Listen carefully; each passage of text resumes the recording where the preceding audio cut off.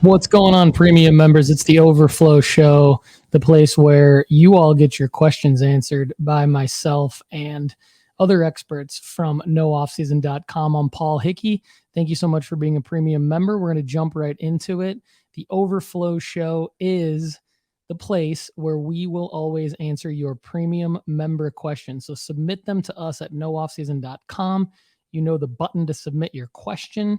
Submit a question. You can see it once you log into nooffseason.com, your premium account, and we will get it answered on the Overflow Show. So let's jump right into it. The first question today is from Oh My Shoes. You might know this guy from the Sports Card Strategy Show. He's commenting on every episode, and he's submitting a video for every single show and tell episode. We appreciate you, Shoes. He says, "Hey guys, great show, and thanks for all the advice and knowledge you guys drop. I know a lot of the viewers and listeners are going to the National, but I can't make it, so I'm going to the Dallas show. I'm struggling with my strategy. Should I just focus on 5 NFL players, or maybe 5 NFL players and 5 NBA players? So now we're up to 10 players. It's my first big show, and I want to make sure I maneuver through it correctly and scoop up some good cards to get graded. Is this the play?" So I did ask Chase Krim, who goes to the Dallas show all the time, just to see what insights he had. And Chase said, if you're going to the show to buy cards and flip, I wouldn't limit yourself to 10 players. Just look for cards that will be worth the grading fee if you get a 9 or 10, and buy any clean looking cards that you can. So Chase is talking about looking for deals on grading. Not a bad strategy. Chad, what do you got? Chad Gill has an answer for Shoes. Hello. All right. So we have a question from Oh My Shoes. He says, "Hey, great show, guys. Thanks for all the advice. Not going to be able to make it to the National, but he's going to the Dallas Card Show. He's struggling with his strategy, wants to know if he should focus on 5 NFL players or 5 NFL players plus 5 NBA players. It's his first big show, and he wants to maneuver it correctly, scoop up some good cards to get graded, and etc." So he's looking for some advice. So, Oh My Shoes, here is my advice to you. The larger the show, the more focused your strategy needs to be. It's pretty easy to go through a 100 or a 200 card table show and have 8 or 10 or 15 or 20 different cards or people that you're looking for. When you get to a large show like the Dallas show is going to be, or like the National is, you can get overwhelmed very quickly by how many tables and people and cards there are. So I would say that's too much. My personal going to the National, I have 3 cards that I'm going to be looking for, and only 3, because anything more than that, and I'm afraid that I'll get lost hours on end and not make it through the show looking for what I need. So I would say at the Dallas Card Show, stick to 5 or less. And depending upon when the Dallas Card Show is, I think going NFL it's probably too late for that if it's end of July, early August, especially if you want to buy them and send them in for grading, because you got the 30 to 60 days lead time for sending in for grading as well. So I would focus on NBA, and maybe look at some of the plays like a Cade Cunningham or something of that nature, and focus NBA and try and drill in for that, because it gives you enough time to buy them, send them into PSA, get them graded, and then have them ready for peak selling season. Hope this helps, and great luck at Dallas. Yeah, thanks, Chad. That's great advice. We got some more for you, Shoes, from Lefty McKee. And hopefully those of you other than Shoes can take this as great advice, not only for the Dallas Card Show and the National, but any other card shows that you might be going to. So, Lefty, what do you have to add to Chad's answer? What's up, Shoes? Thanks for this question. I typically try to focus on a small amount of players, or maybe just a small amount of cards. The thing that I like to do is I like to approach a booth knowing that there are deals there, that if I can find them, then I can leave the table with some successful plays. Last year at the National, I wanted to buy a OPC Wayne Gretzky card for around $1,000, and just never saw a deal that I was comfortable with. I saw several that I was comfortable with that were not OPGs, But so I went in and I was like, okay, this is what I'm shooting for. But if I don't do this, I still want to make this $1,000 or whatever you have in your bankroll multiply. So then after I didn't see what I wanted in the first day, like as I went around the show, I started looking for opportunities for me to just make more money by buying something that somebody doesn't have the correct value on. So I ended up buying a PSA 10 Indy Rodriguez out of 99 that should have gone for about 200. I bought it from the guy for 100 because he had it in a bulk slab box. I ended up buying some Weston McKennie and some other stuff for the World Cup last year. I bought some Rose Lavelles that I'm going to profit on this summer. And then my big purchase was I saw a Henderson card, and Gunnar Henderson. I was able to jump on his Bowman Chrome Auto out of 250 at the show for like $200, and I knew I was going to be able to sell it as soon as he got called up for around $450. And so what I did with that one is I got it for around $200, talked the guy down, and then I immediately went over to they for sure have it in Dallas, but there's like a Dallas card show pre-graders. Went over there, got it. It was a PSA 8.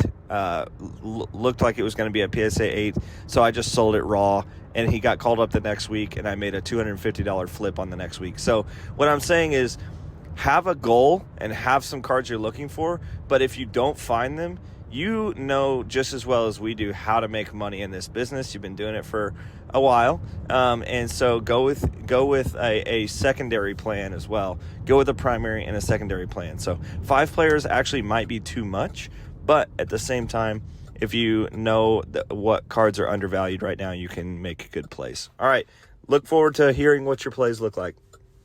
Thanks, Lefty. So Shoes, yeah, I think 5 players is too much. 10 players is way too much just in general to be buying, let alone at a card show.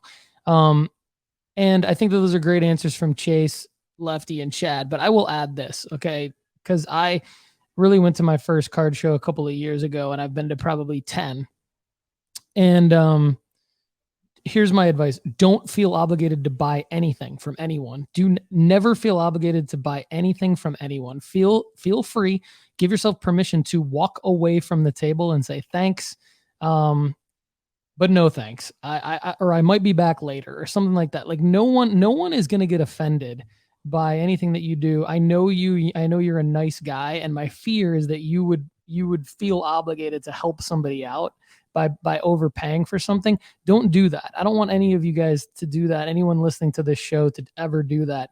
The dealers are there knowing that the expectation is that they are supposed to be selling under comps, and that they're supposed to be putting things together, putting multiple cards together to give you a deal in bulk. So I would say card show strategy at any card show, whatever you buy, try to buy in bulk from a table that you really like. Walk around the show multiple times, see what's there, really take your time. And, if you think about it this way, like a card show is a situation where all of these dealers in a way are competing against one another. And so the fact that you are able to walk into a room where all of these people are competing against one another to get sales puts you in the position, in the driver's seat, to be like, this is a buyer's market. I am not going to overpay. I am going to underpay for everything that I buy. So be prepared to look up comps, my man. All right, Shoes. Hope that helps. Up next, we've got Scott Fuquay, premium member. I've got a good number of cards at PSA now. I wanted to get your thoughts on best selling times. Anthony Volpe and Jordan Walker. Best to put up for sale as soon as they get back to me. Take a chance and hold Volpe and see if the Yankees make a postseason run, or wait until 2024 for either of them. That's one part of his question. He also has a second part of his question. Joe Burrow, Justin Fields, Jalen Hurts, and Justin Jefferson are at PSA. I know your articles say the play is preseason. Is it better to list early August or end of August as the season gets ready to start? Great question, Scott. Shohei Ohtani rookie cards, part 3. Best to sell now while he is killing it. Do you consider long-term for a small number of players such as Ohtani? Part 4, Spencer Jones and Jackson Chourio. Do you think they will have an opportunity to get called up next year? Are you continuing to buy both of these guys over the next year? Okay. So, Scott, great question. Like, love the guys that you have at PSA. Quick recap: Volpe, Walker, Burrow, Fields, Hurts, Justin Jefferson, Ohtani, Spencer Jones, Jackson Chourio. For everybody watching and listening, that is a great sports card investment portfolio. He's got Ohtani and Burrow, top level people. He's got, I would say, Hurts, Jefferson, and Chourio would be great next level people. He's got Fields and Jones would be great flyers, and then Volpe and Walker, guys that I don't really love. But Chad, what do you think Scott should do? All right. We have a question from Scott here. It's kind of a layered question. First of all, has several cards that PSA wants to know best selling times. We try to cover that in the weekly shows, but I'll answer it again here. Anthony Volpe, Jordan Walker, best time to sell them. As soon as you get them back from PSA, we believe that you should turn around and sell those quickly. Yes, waiting till the postseason or preseason of next year could pay off, but the small amounts that you could increase don't outweigh the risk of the cards that they could drop as well if with an injury or they get bounced from the playoffs or whatever. So your best play with that, sell them as soon as you get them back. Joe Burrow, Justin Fields, Jalen Hurts, Justin Jefferson. We do say and have said that end of August, your best time. I try to list all of my football cards the week before the National. So I will start posting my sports cards, my football graded cards will go up around the 20th of July. And that gives me about a 30-day lead time to try and get rid of them as they peak. If you try and time the market to where you hit the very top of the market, oftentimes you end up getting the downward slide. So it's easier to sell on the way up than it is on the way down. So I would try and get those listed by the end of July, early August, and try and capitalize on it before the start of the NFL season. He says that he's taken Kendall's advice, bought 40 soccer cards. I'm going to put them for sale in August. And then Shohei Ohtani rookie cards. He is killing it right now. He is doing things that no Major League Baseball player has ever done. They keep saying since Babe Ruth, only he's doing things Babe Ruth never accomplished. So he is literally in all by himself in history in terms of what he is accomplishing. I do believe that Shohei Ohtani is a good long-term investment. So if you wanted to get some rare Ohtanis for your personal collection and hold them, I think that is a very good, solid play. However, if you are looking to flip them for profit, the time has never been better to do that. Right now, his cards are on an all-time high, and they are selling very, very quickly. The last part of the question, Spencer Jones, Jackson Chourio. Do you think they'll have an opportunity to get called up next year? Yes, I do. I think Spencer Jones is a little further away than Jackson Chourio from getting called up.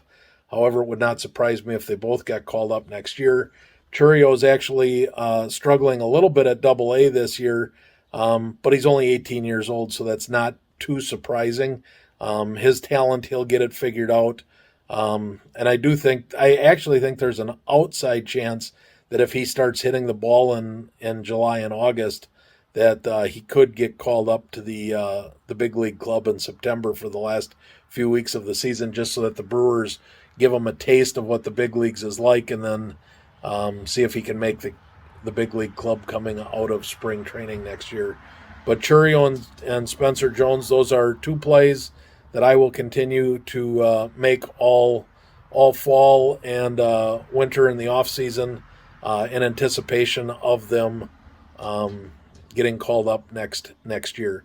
Spencer Jones, Lefty and I Lefty did a play of 20 cards and did very well on it. I've got a Spencer Jones that I'm getting ready to send in, and I don't plan on holding those until he comes up or gets called up. I plan on selling those right away as well, and then flipping that money that I make into some more cards for some more plays. I hope this was helpful. Thanks for the questions. Keep them coming, And as always, good luck. Thank you.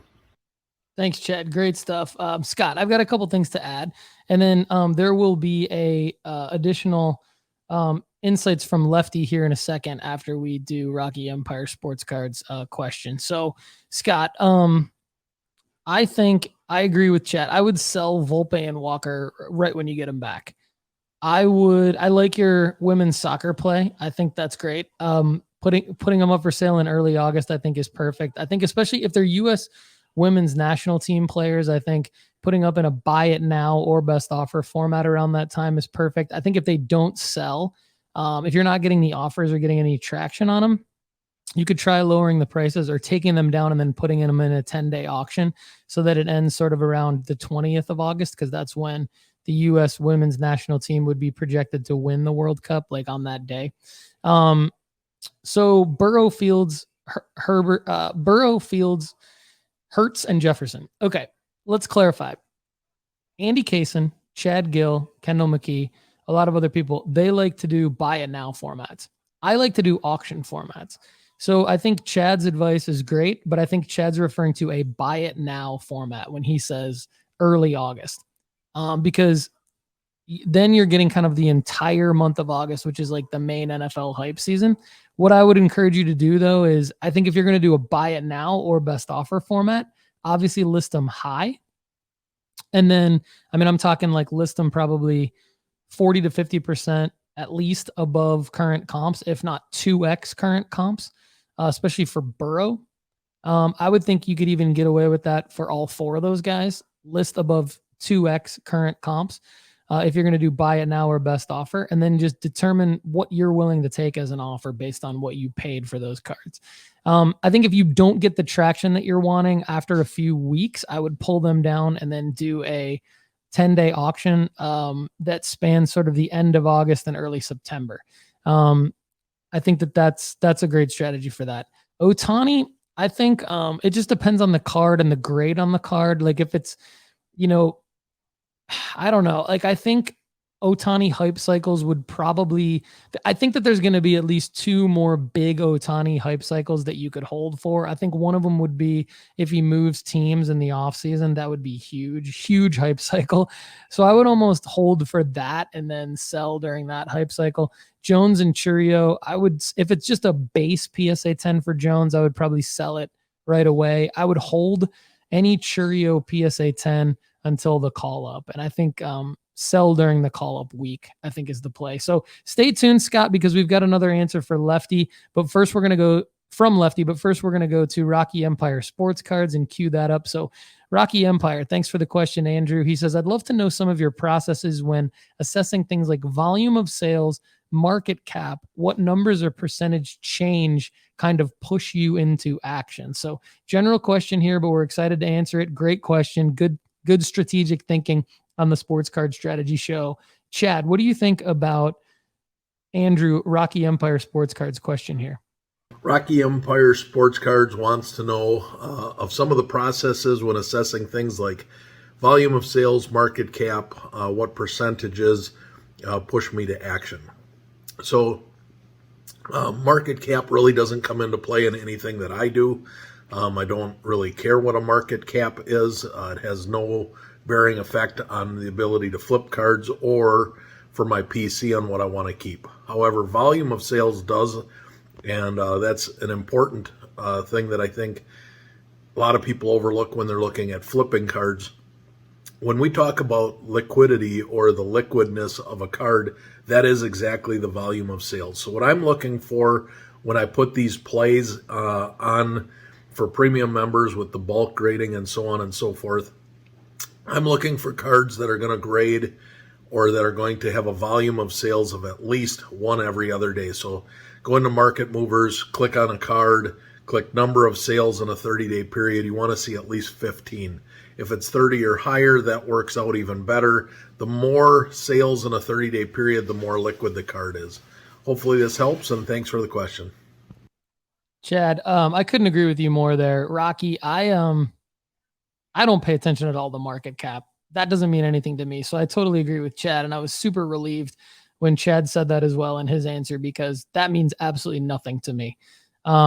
I think that people who are looking at market cap are probably overthinking some things as it relates to their sports card investment, and they're probably playing much, much more of a long game than I am. And, no disrespect to anyone doing that. I don't really play the long game. So, like the longest I play is probably 18 months. So market cap doesn't mean anything to me. I look for those liquid cards that Chad's talking about, the ones that are going to be easy to sell. But Lefty might have a different take. So Lefty, what do you have to add to the answer here for Rocky? Hey, Rocky Empire, great question. I love the concept of numbers and rarity scale and things like that in terms of our investments. And I think the more and more we pay attention to this, the better investors we will be able to get. And sorry if you can hear my blinker. I'm in the car when I'm answering this. But when I am looking forward to taking that next step with sports cards, I'm looking forward to building our portfolio in a way that we can reach for those and really look for the low pop sales rather than just buying the first auto that comes across us in a particular player that we like.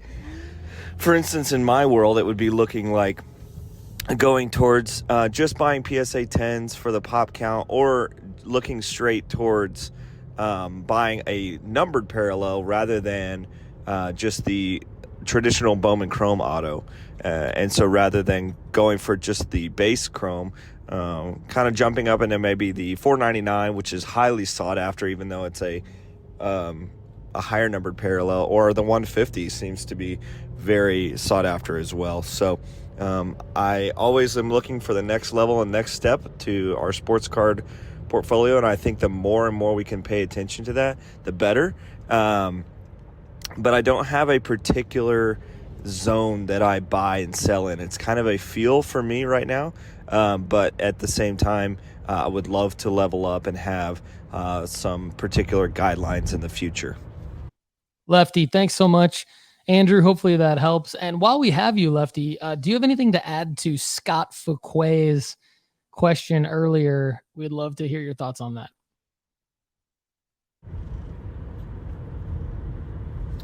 Hey man, love the plays with all your different cards that you've got, that you've been clearly listening to our episodes.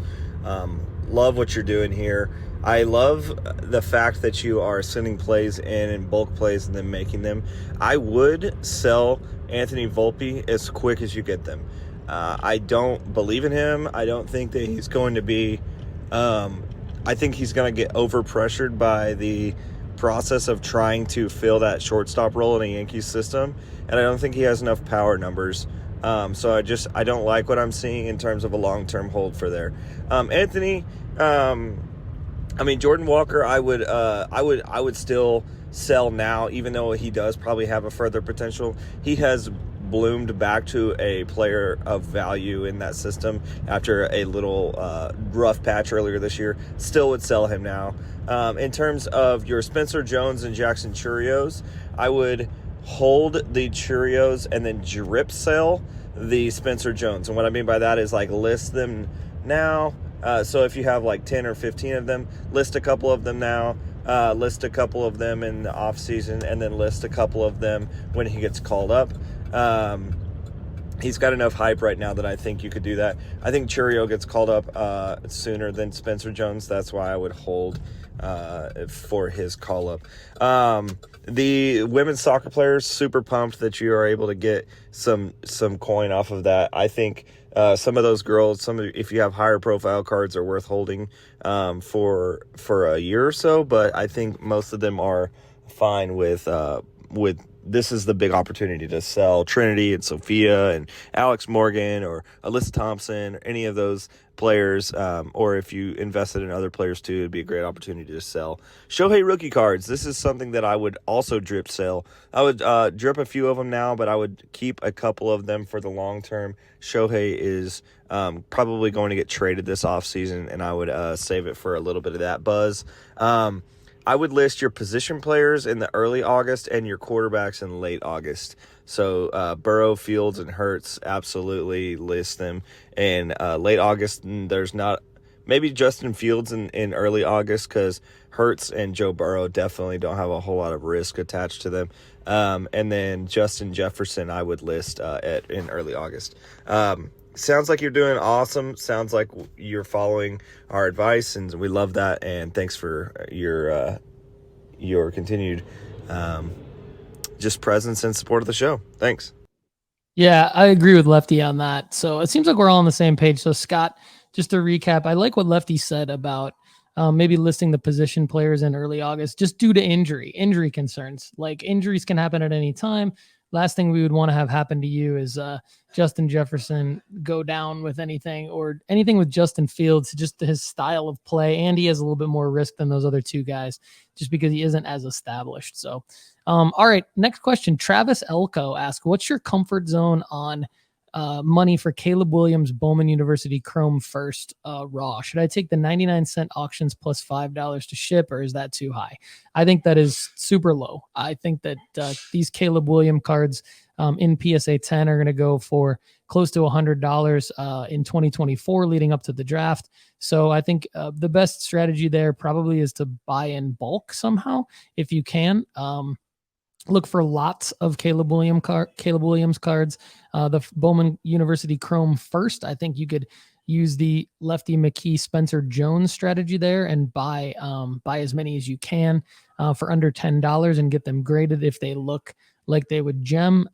So Travis, thanks for the question. We're going to keep it moving here. Christopher Ortiz, thank you so much for this tip. Christopher Ortiz, listen to the Sports Card Strategy show where I mentioned having to pay sales tax, 10% in Tennessee where I live. And on a $500 card, that's $50. So he says you could get a reseller certificate. This is not the first time I've heard of this, but Christopher sent me the link to get the reseller certificate. And so in eBay under tax information, you can go get yourself a reseller certificate. So for those of you watching on YouTube or on the website, this is essentially the page. It's ebay.com/seller center/resources/tax-information. So again, for those of you listening, go to ebay.com/seller center/resources/tax-information. So thank you so much to Christopher Ortiz for that insight. And that is, if you have a business, an LLC for sports cards, you can register your business with your state to get a reseller certificate. There is a link probably on your state government's website that you would have to Google and find the link in the state that you're in. Probably apply for a reseller certificate. Once you get that, then you can apply for the tax exemption section on eBay, which is the link that I just gave you, ebay.com/seller center/resources/tax-information. Okay. Up next, Ryan Moore has a great question for us about, would you grade this card? And it's a Larry Bird Mosaic 2019 Prism, pink Prism out of 49. I did a little bit of research here. It's not a huge card. It's not going to go for that much money. And so I would just say this. Great question, Ryan. The card itself, if you're asking for my opinion on the card itself, how it would grade, based on what I see in your photo, it probably isn't going to get a 10. I see a surface flaw on the back right corner. So I would not grade this card. First of all, like, the grading fee alone is probably going to be more than what the card would sell for at a PSA 9 or a PSA 8. So I would just sell this raw or just include it as a thank you. I mean, it is a great card, but I would sell it raw or include it as a thank you gift for somebody that buys maybe a bigger card from you. All right, up next, Jordan. Premium member Jordan asks, I've been getting into basketball card collecting over the last few months, which led me towards the idea of making money off of cards. We're glad you're here, Jordan. I've been researching it, and your podcast has been extremely helpful in accelerating my learning curve. Awesome. I found a lot of 30 Jalen Brunson base PSA 10 rookies and 30 base Mikal Bridges raw, all in mint or near mint condition. Okay, according to the seller, for $1 per card. $1 per card. All right, so about $60 in, $30 into each of those. I plan on trying to sell them around FIBA time, end of August, because I think there will be some hype. I don't know if this is too many cards to sell, but I figure I can sell half for about $2 each, and I can hold the rest for free. Not a bad strategy. So let's get into that. I don't hate it. This is a Lonnie Conley type thing, I think, in my opinion. Lonnie's good at this. The only problem here, Jordan, and I will say this: there's nothing special about these cards. They're just base cards, so there's nothing special about them to where I think they would really increase in value raw. I also don't think FIBA in August is the time at all to sell basketball cards. I think that usually October or May are really the only pockets of time, unless your particular guy pops off in like a Cam Thomas type fashion where he puts up like 3 40-point games in a row, or does something spectacular, or hits a game-winning shot, wins player of the month, something like that. So those things happen, and they certainly could happen with these two guys. They're in big markets, Brunson with the Knicks and Bridges with the Nets, both in New York. I like both of these players. I like the play. You're obviously not in too much money on these. I just don't know that you could do anything really to increase the value of these cards. I will say this, grading the Brunson, you would go to, I mean, if you got his base prism raw for $1, I mean, his base prism raw sells for $15 already. So now I would sell them individually raw. The ones that maybe look like they would gem, if you're using the centering tool and the 10 times magnifier that you can buy by going to nooffseason.com, clicking over grading tools, and then buy the 10 times magnifier and the centering tool. And then any of them that look like they may grade a PSA 10, you could benefit. His PSA 10 sells for about $50, but that's a bit of a risk. So again, if you've bought these for $1 each, they sell for between $5 and $15 right now. I wouldn't actually, as I'm talking through this, because of this, I don't know that I would grade any of these. I might just sell all of them individually in October. I think that's the play. The gem rate on it is out of 415 total graded, 122 10s, 275 9s, 15 8s. Not a great gem rate. I would probably not grade those cards. I would probably sell them raw for between $5 and $15 in October. Mikal Bridges, this PSA 10 only sells for $32 raw, $1. So not anything there. I mean, you bought him for $1, might be able to sell him for $2 if he does something spectacular, and probably one at a time as well on this. So that's probably the play. Much better gem rate though on the Bridges, about over 50% gem rate. 2,147 graded, 1,121 10s, 972 9s. You see in 2018, they're just not as many cards graded of players like this from the 2018 season. All right. Also, Jordan has a question about, he says, I picked up 10 raw Shaq Topps base rookies for $10 each. I plan to grade the ones that look like possible 10s and 9s and sell the rest raw. So as I look at Shaq, I see that on the raw side of things, it looks like you paid about right. You know, it goes for between $4 and $12, average of about $7 raw in PSA 10.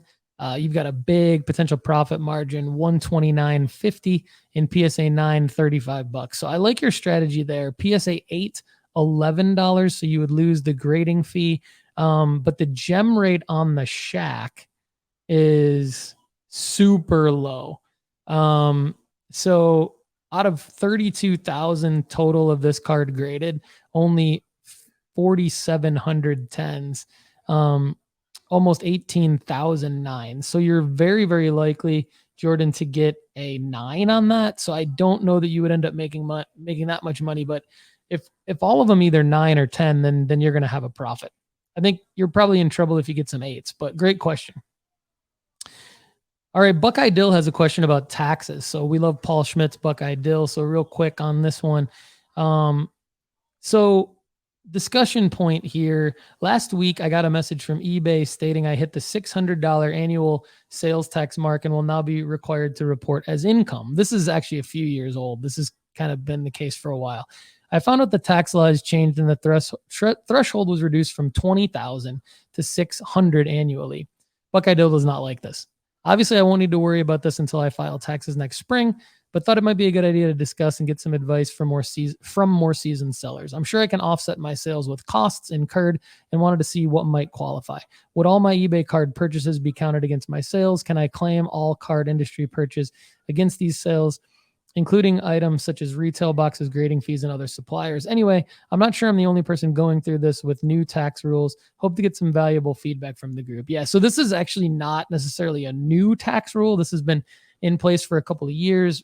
We've run up against it. I can definitely help you with this, Buckeye Dill, and I hope this is helpful to everybody else out there. So basically, what Buckeye Dill's talking about is if you sell $600 or more worth of sports cards on eBay or worth of any product on eBay, you're going to get a tax form from eBay that you have to give to your tax professional. You have to file with the IRS for that tax year. So we're currently in the 2023 tax year. Congrats to Buckeye Dill for selling more than $600 worth of cards on eBay. Basically what that means is that he has to file that amount of on his tax return as additional income. In my opinion, $600 really isn't that much money to file on your taxes, but I understand that might be, if you are up into the thousands of dollars, it does add up. So to answer all of Buckeye Dill's questions, and this is not tax advice, I would definitely run this by your tax professional, but I'll tell you what I do. I definitely put grading fees as business expenses, and any cost really that I can document, and I keep all the receipts. So grading fees, shipping, eBay fees come out of it. That's not, that comes out of your income for sure. But I would assume that eBay fees are also taken out of the actual number on eBay. But any kind of fees that, so when I buy a card, yes, I don't, I count that as a business expense.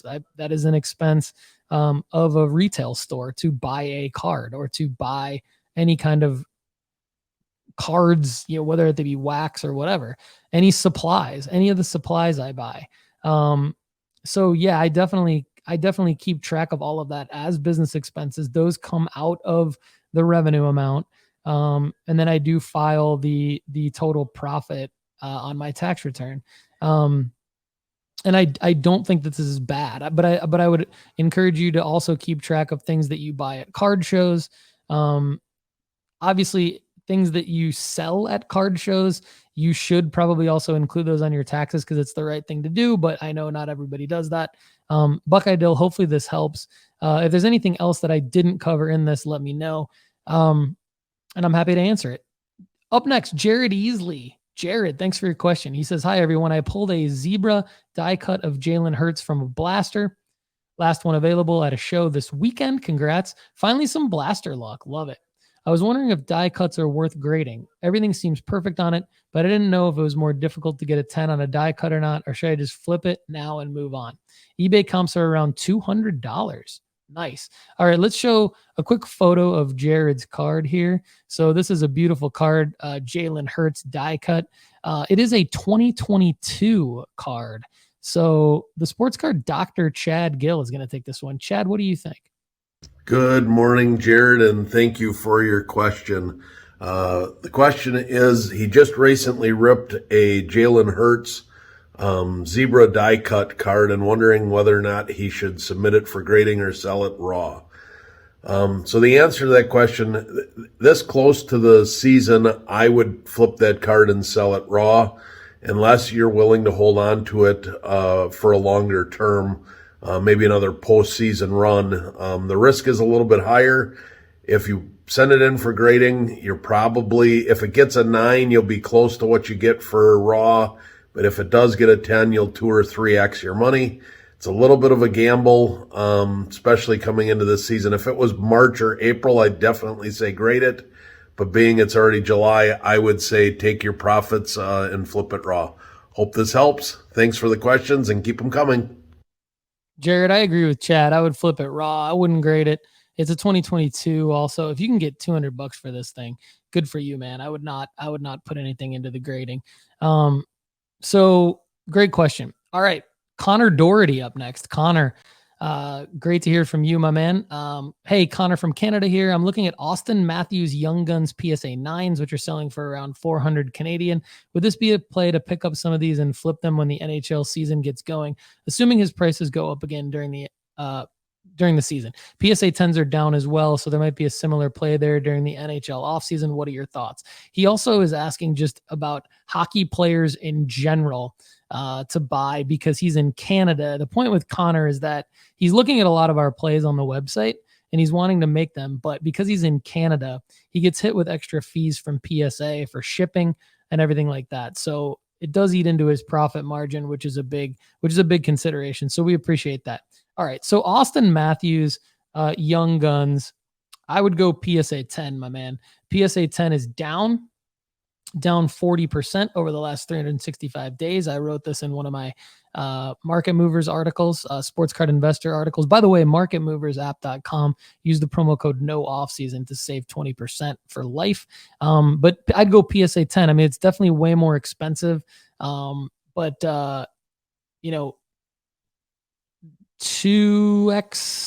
2.5x the price, so it's definitely more expensive. But this is a $2,000 card, US dollars, that's going for under 900 right now. So if you can find a PSA 10 for under 900, that's the big if you can find a PSA 10 for under 900, that would be the way to go.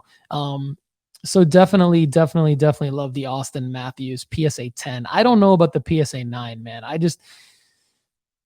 would rather put more money into a PSA 10 knowing that thing's going to go up versus a PSA 9. It's just not going to be as desirable. So I think, and as you stick to hockey, other offseason pickups, sort of courtesy of Cardboard Richard, who is on the Hockey Card Strategy Show with me, other offseason pickups, shout out to Cardboard Richard, Lucas Reichel, Cal Makar.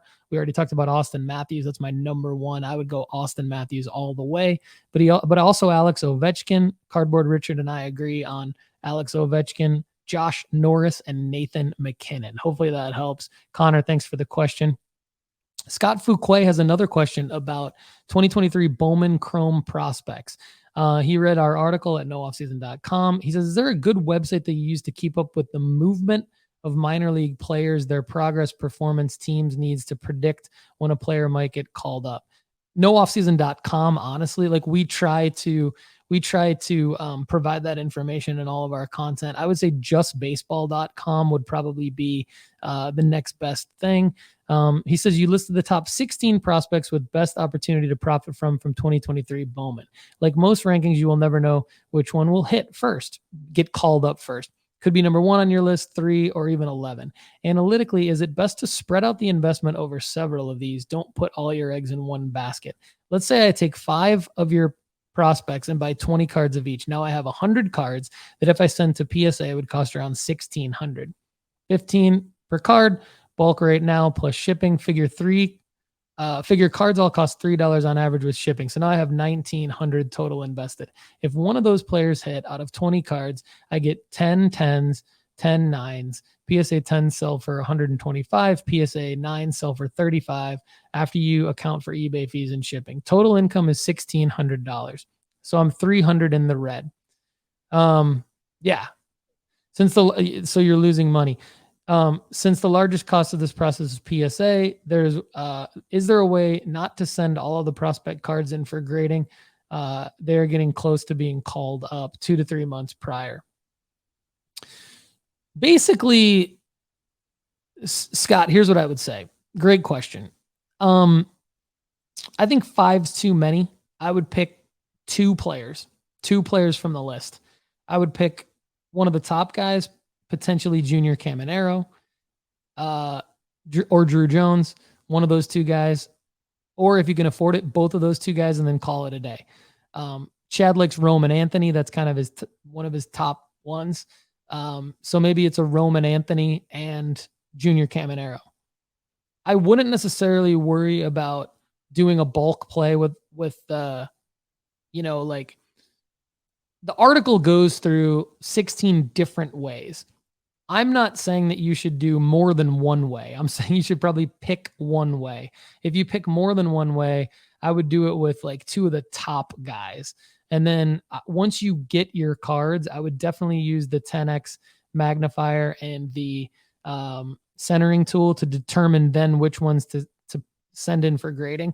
Now, one way to sort of do a version of what I'm talking about, modify what I'm talking about, is you could do two of the guys in bulk, but only submit the ones that should gem based on the centering tool and the magnifier together to combine for the 20 cards. Hopefully that helps. We can get into this more, Scott, but hopefully that helps for today. Let me know if you need more of an answer on that. Jeff Ulrich, premium member. Last question of the day. Jeff, thanks for the question. He says, hey, fellas, tips for the National would be helpful. How to prep, strategies, tips, hacks, how much chase, and cards to bring. Should I be saving for the National now or taking deals now when I can get them and don't worry about having more cash for the show itself? Great question. Few things for the National. We covered the overall sports card strategy for card shows with answering Shoes' question at the top. So Jeff, I would go back in terms of like looking for what to buy. I would go back and listen to that and prep your strategy there. But you asked kind of a different question. What to bring? So for the National, last year I brought a backpack.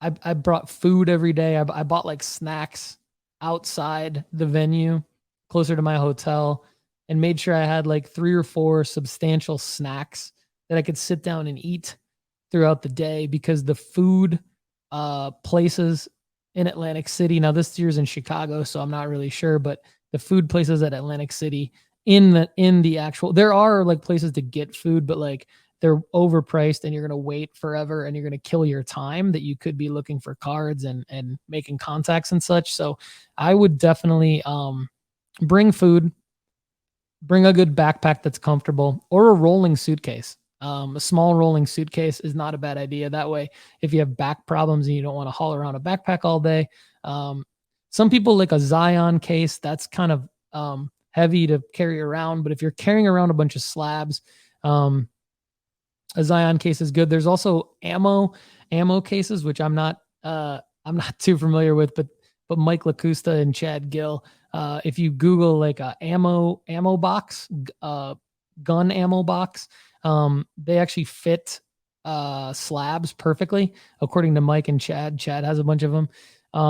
So those are cheaper than the Zion case.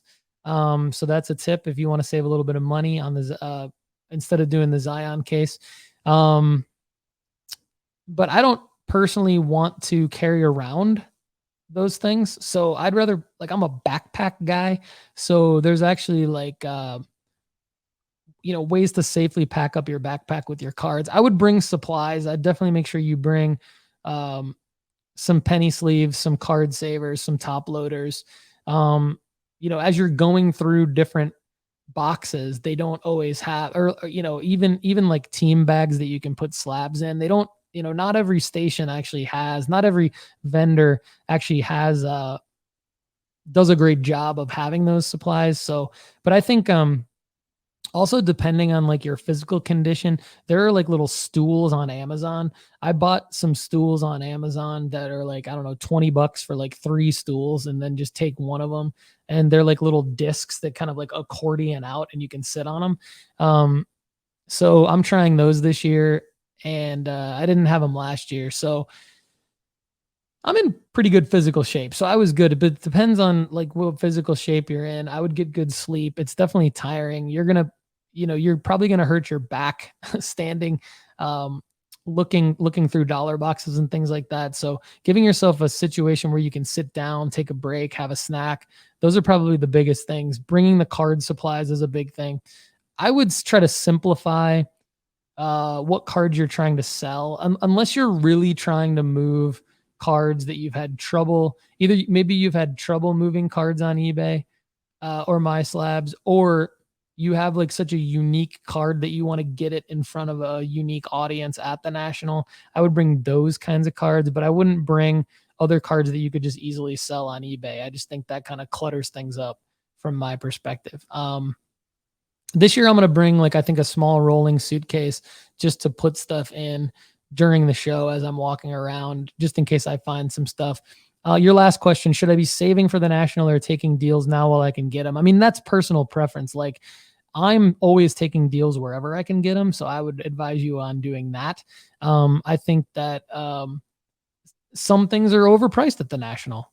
I'll just tell you that some things are. So you're not going to get a great deal on everything. I think you're looking, like we talked about earlier in this episode, you're looking to buy in bulk, and you're looking for the ability to pull a Lonnie Conley, which is to go or a Rob Masora and take out 50 cards at a vendor and say, look, I'll give you, half of what you're asking for these 50 cards. And all of those 50 cards should be serial numbered or parallels or autos or game worn stuff, sort of more special stuff. That's the way to win at card shows, honestly. Don't overpay. Don't get caught up in the I'm at the National, I've got to buy something. Hopefully this helps. There'll probably be more, but Jeff, thanks for the question. Everybody, thanks so much for watching and listening to the Overflow Show. I'm Paul Hickey with nooffseason.com. Thanks for being a premium member. Keep your questions coming. Go to nooffseason.com. Click the submit a question button for personalized sports card investment advice. We're always here for you. And if you're wanting to meet up at the National, definitely let us know. We're going to have drink tickets and apps courtesy of Graybos at Crust Brewing from on Thursday, July 27th from 7 p.m. to 9:30 p.m. RSVP, and I'll talk to you soon. Thanks so much, everybody. Have a great day. Here's that rock music that you're familiar with.